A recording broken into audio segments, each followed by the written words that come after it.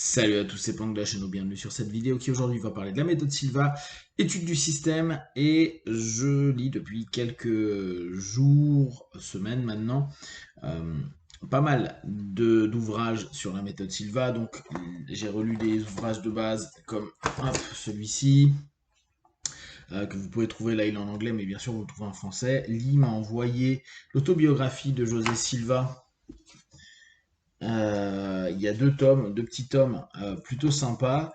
Je relis bien sûr les cours, je relis pas mal aussi d'articles en ligne. Je regarde beaucoup de vidéos à ce sujet-là. Et je tente de voir un petit peu la perception aussi que la méthode Silva a envoyée au monde, sachant qu'il y a eu quand même beaucoup de personnes qui ont fait la méthode. Par exemple, en 89, il disait qu'il y avait déjà 6 millions de personnes qui avaient participé.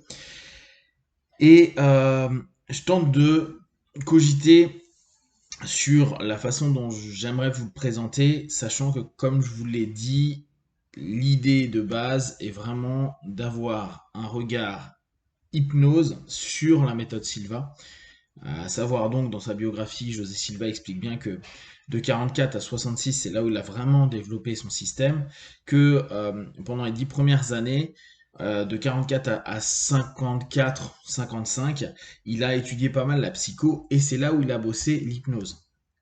Point important pour nous, hypnotistes, années 50, on va dire 55 maximum, même si après il a continué à lire, mais vous verrez, il est passé plutôt sur de la parapsychologie, et c'est ce que j'ai envie un peu aujourd'hui d'introduire pour vous donner un peu ma manière de fonctionner par rapport à ce qu'on va faire dans les vidéos à suivre. Dans les années 55, il n'y avait pas énormément d'ouvrages sur l'hypnose. Donc il parle de Lecron. J'ai chopé les bouquins de Lecron il y a quelques mois. Je vous en parlerai un de ces quatre, ce qui était très bien fait pour l'époque. Il y a des bouquins sur Kruger. Kruger, vous savez, c'est cet hypnotiste qui, dès les années 50, faisait de l'hypnoanalgésie pour les accouchements. Il parle d'Erickson, il parle de Hellman. Néanmoins, si on est cohérent, Hellman, je crois que son bouquin est sorti en 64.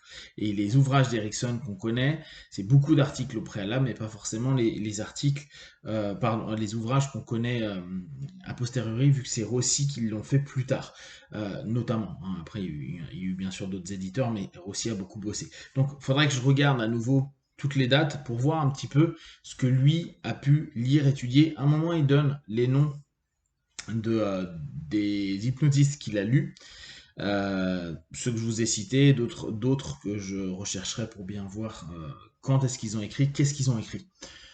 C'est un point qui pour moi est déterminant, sachant que au fur et à mesure, on s'aperçoit que il a énormément utilisé l'hypnose pour, dans un premier temps, développer les capacités de ses enfants.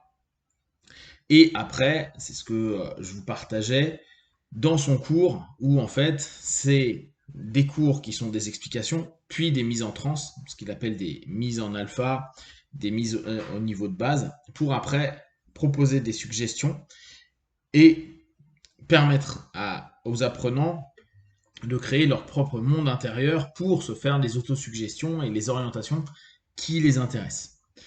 D'ailleurs, orientation, il est intéressant comme terme parce qu'il a appelé à un moment donné sa méthode psycho-orientologie.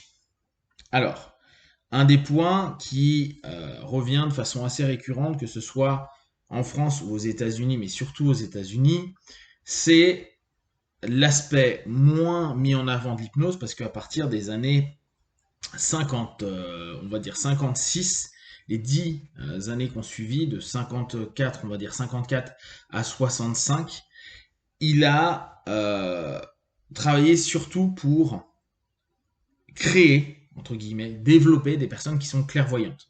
Et il explique très bien qu'à un moment donné, il a mis de côté ses bouquins de psycho et qu'il s'est plutôt orienté vers un côté plus ésotérique, plus parapsycho. Et il a fait des expériences, il a tenté d'avoir des retours par rapport à des choses qu'il a proposées avec la NASA, avec différents groupes, avec des écoles.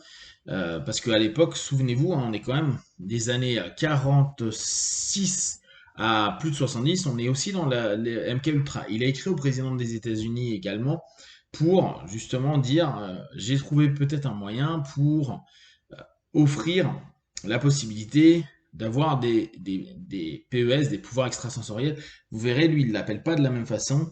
Il appelle ça les projections sensorielles effectives.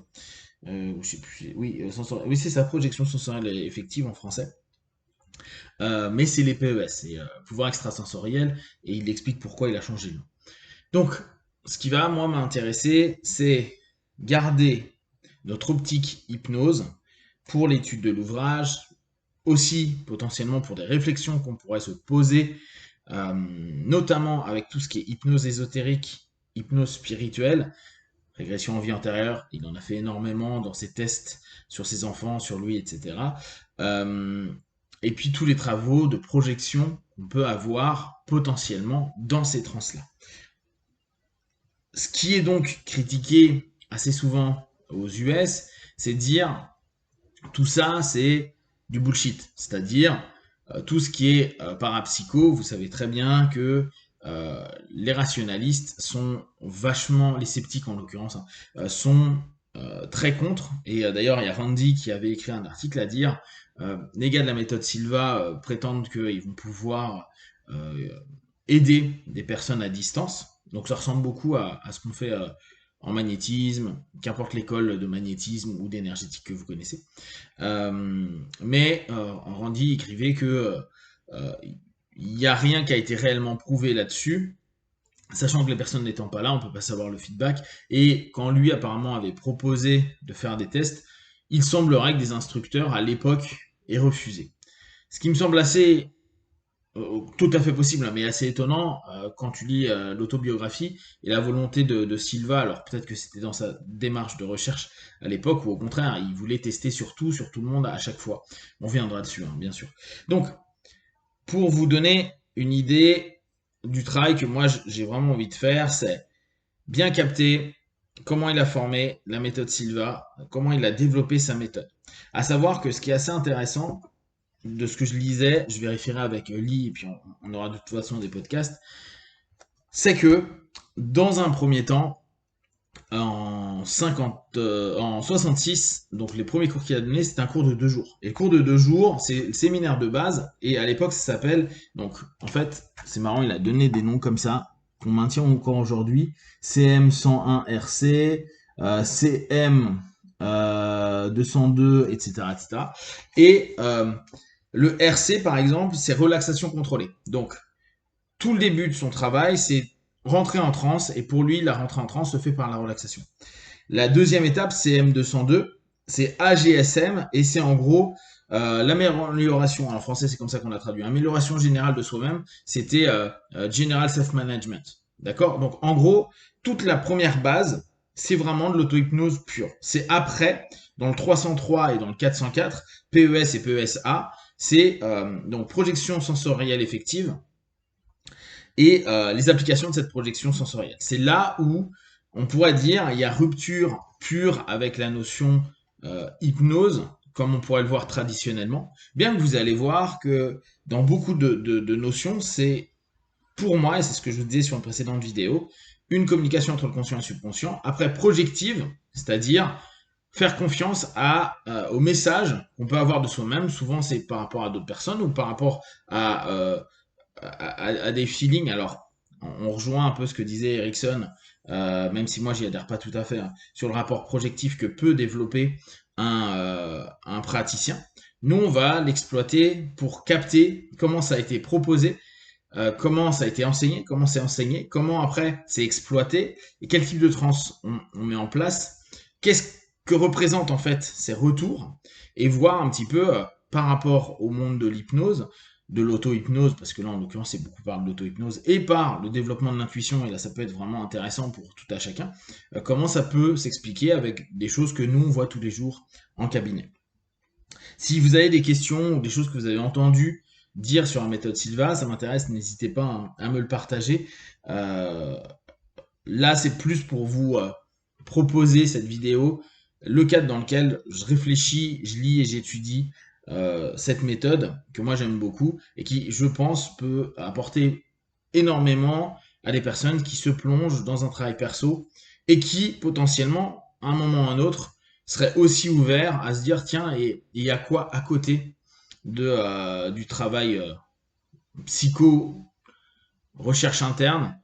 Est-ce que justement, je trouve qu'il y a une porte d'entrée pour certains pour aller se dire, tiens, est-ce que l'ésotérique m'intéresse, est-ce que le spirituel m'intéresse, même si ce mot-là ne sera pas exploité ni utilisé. Il fait bien attention d'éviter, en tout cas dans les cours, de parler de religion, de spiritualité, etc., etc.